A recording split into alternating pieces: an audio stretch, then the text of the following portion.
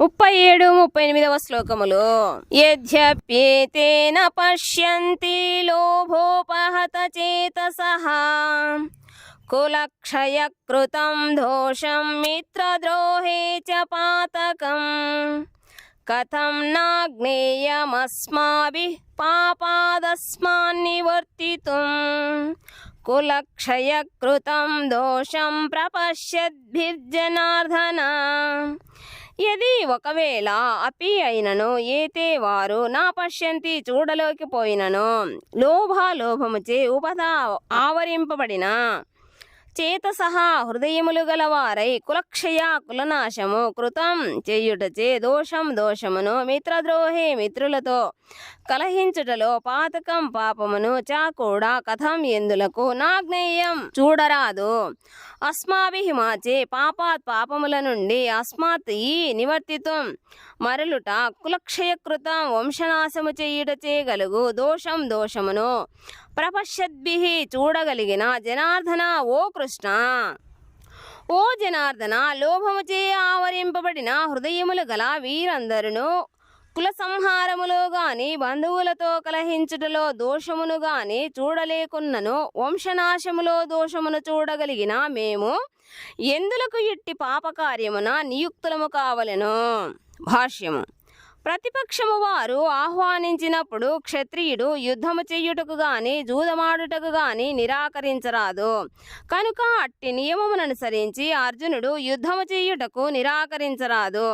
ఎందుకనగా అతడు దుర్యోధనుని పక్షము వారి చేత యుద్ధమునకు ఆహ్వానించబడిను. ఈ సందర్భములో అట్టి సవాల్ వలన కలిగడి ప్రభావములను ప్రతిపక్షము వారు గ్రహింపలేకున్నారని అర్జునుడు భావించెను.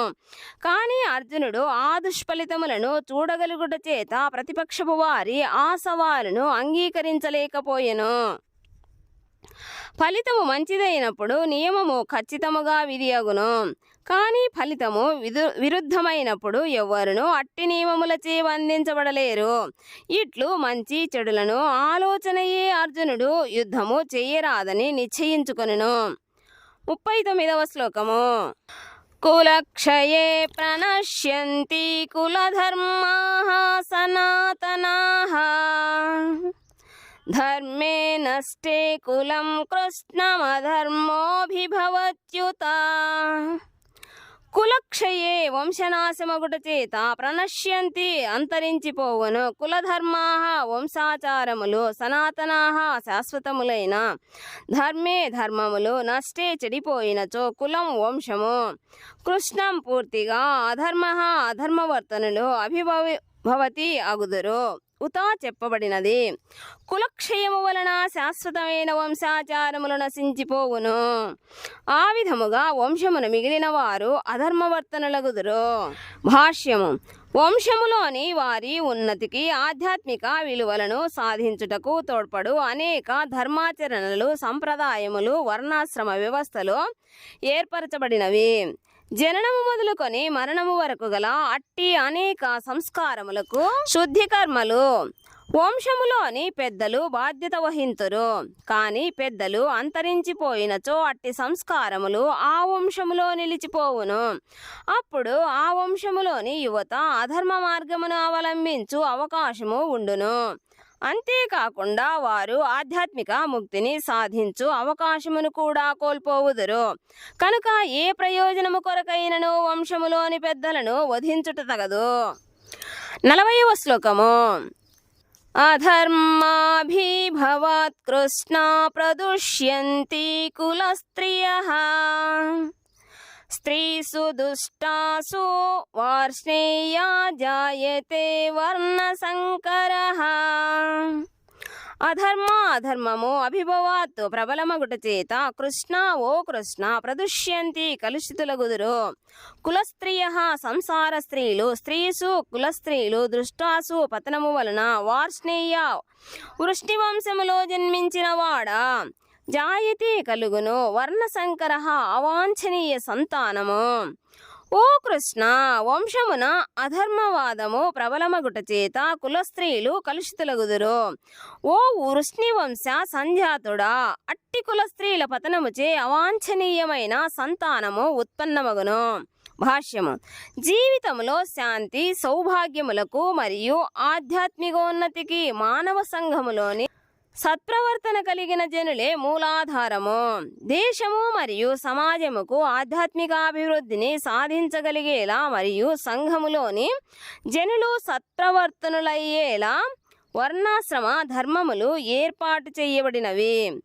అట్టి ఉత్తమ పౌరుల జననము స్త్రీల ధర్మవర్తనము మరియు పాతివ్రత్యము పైననే ఆధారపడి ఉండును. బాలురు సులభముగా పెడద్రోవ పట్టుటకు అవకాశములు ఉండునట్లుగానే స్త్రీలు కూడా పతనము చెందుటకు అధిక అవకాశములు ఉండును. కనుకనే పిల్లలకు స్త్రీలకు కూడా కుటుంబంలోని పెద్దల సంరక్షణ అవసరము.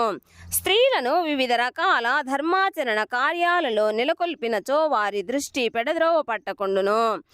చాణక్య పండితుని అభిప్రాయముననుసరించి స్త్రీలు సాధారణముగా గొప్ప తెలివిమంతులు కానందున వారు విశ్వసింపదగిన వారు కారు.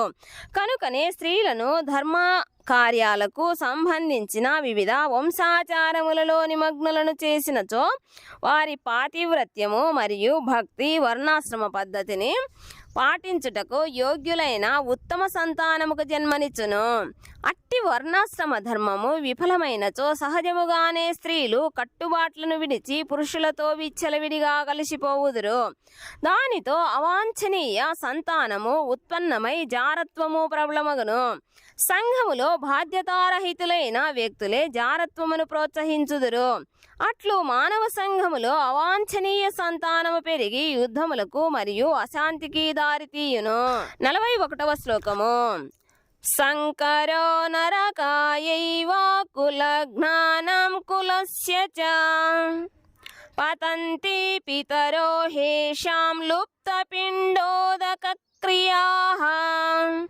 సంకరః అట్టి అవాంఛనీయ సంతానము నరకాయ నరకవాసముకు ఏవా నిశ్చయముగా కులజ్ఞానం కుల వంశమును చెరచువారికిని కులశ్య వంశముకు చ కూడా పతంతి పతనము చెందుదురు. పితరః పితృదేవతలు హి నిశ్చయముగా ఏషాం వారికి లుప్త లోపించిన పిండ ఆహారము ఉదక నీరు క్రియ కర్మలు.